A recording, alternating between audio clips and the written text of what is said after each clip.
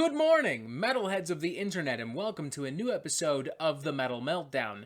Just one more itsy-bitsy teensy-weensy reminder that we will be playing Resident Evil Village tomorrow night, May 7th, right here on the Metal Meltdown at approximately 3 p.m. Pacific Standard Time, 6 p.m. Eastern Standard Time. I can also now confirm that we will have a special guest for the evening, my good friend Mustafa Mien, better known as Moose, and perhaps known to even some of you as the host of the Moving Mouths podcast. So pop on by, say hello, join the motherfucking party once again tomorrow night, May 7th, 3 p.m. Pacific Standard Time, 6 p.m.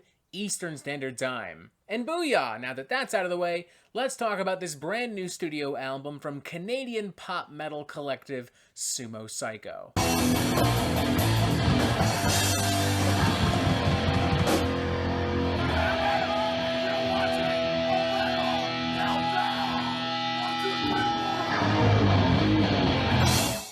Initiation is the third studio album and major label debut from Sumo Cyco, an incredibly eclectic and semi-bizarre project headed up by Juno-nominated pop singer and songwriter Sky Sweetnam. Now, I've personally never really heard of these guys up until this album's release, so I can't really comment on anything they've made before, but I can tell you that if it's even half as utterly fucking strange and out there and electrifying as what is featured on Initiation, then Sumo Cyco may very well be the strangest pop metal act of this modern era. Put very simply, Initiation serves up an incredibly pungent and puzzling cocktail of sounds and styles pulled from the realms of 90s pop and EDM and dancehall music, from ska punk, from groove metal, from alternative metal, pop punk, and post-hardcore. There are a lot of glitchy and angular soundscapes, almost delivered seemingly at random. There's a lot of vocal and guitar manipulation on this thing.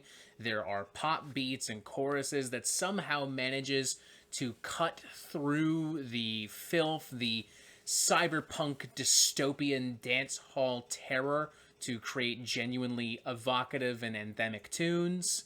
As a result of all of this, the album consistently looks, feels, and sounds like the Harley Quinn-loving mutant freak child of Mindless Self-Indulgence, System of a Down, In This Moment, No Doubt, and Gwen Stefani. It's pretty goddamn wild, to say the least, and while I imagine this would alienate a vast majority of people that would regularly tune into a channel called The Metal Meltdown, I personally found every moment of this, even the not-so-great parts, genuinely fascinating. I can't really think of another pop metal album in recent memory that so unapologetically embraced pure fucking batshit insanity. The only thing that comes even semi-close would be maybe the last Rob Zombie record, but even that album, in its strangest and most perplexing moments, still felt very derivative, very one-dimensional, very predictable, and very calculated. This, on the other hand, sounds like a bunch of edgy teenagers from the Mad Max world were let loose within a fucking candy store. It is just fucking nuts, fucking bonkers from start to finish.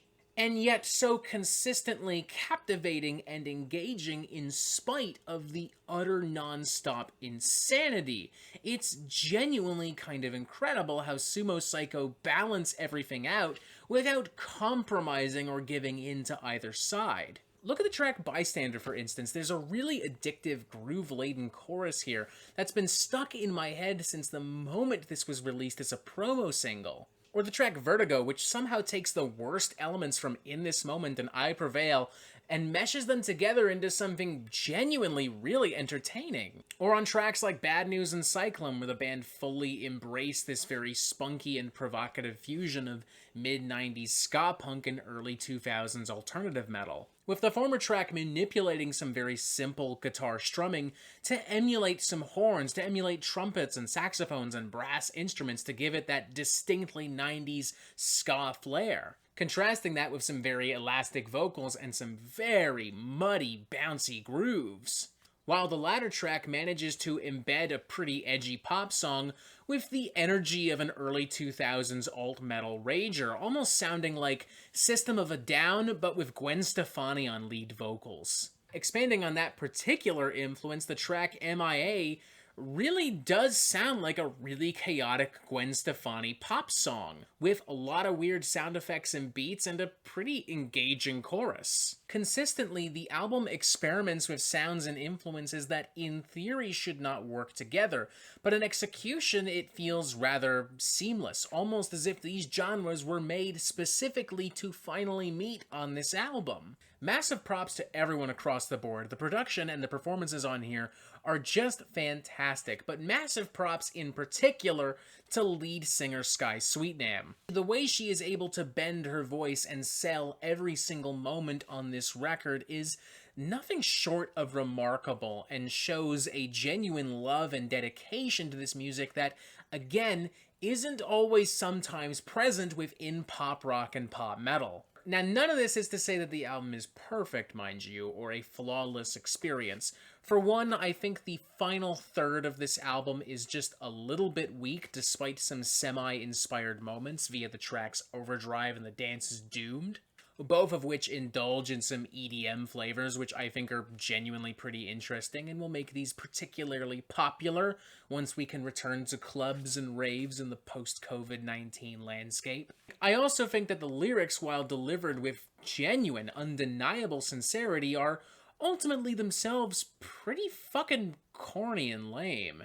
And on top of that, the album's lack of a concrete flow and its reliance on more traditional pop song structures means that over time, tracks unintentionally, but nonetheless, do kind of bleed together. All the songs work great individually, but in context of a full studio album, it does become a little grating and a little bloated. Still, despite all of this, I thoroughly enjoyed almost every moment of Initiation. It is fun, it is catchy, it is clever, it is very well produced, and it manages to really surprise me with its incredible fusion of sounds and spices and styles that I would have never have thought to combine myself, or at least not in this exact fashion. As such, I feel comfortable giving this a very enthusiastic 3.5 out of 5, and saying to anyone out there looking for something a little bit different in their usual metal or pop rotation, hey, give this a fucking shot. You know? People seem to think that I really hate a lot of mainstream pop rock and metal because I've been especially harsh lately to big records from Evanescence and Architects and Rob Zombie, and I don't hate those records because they're mainstream or because they're poppy. I hate them because I think they're lazy and predictable and extremely overproduced.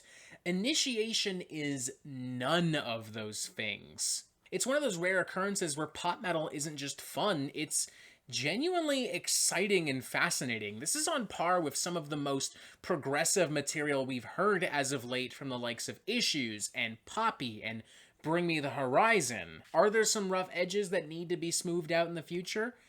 Absolutely. But I am always more than willing to overlook these kinds of rough edges in the grand scheme of things so long as an album is unique and fun. And Initiation is both. So once again, 3.5 out of 5, I would recommend that more close-minded metalheads completely stay the fuck away from this, but if you're looking for fun and you've got an open mind, this is not a bad place to spend roughly 45 to 50 minutes. And that is it for the Metal Meltdown. I'm not an expert, nor do I claim to be, so what do you think? Do you like this record? Do you not like this record? And what do you want to hear from me next? And thank you for watching. Make sure you press subscribe so you get updates on the Metal Meltdown fucking immediately. And as always, you have yourself a fantastic fucking day.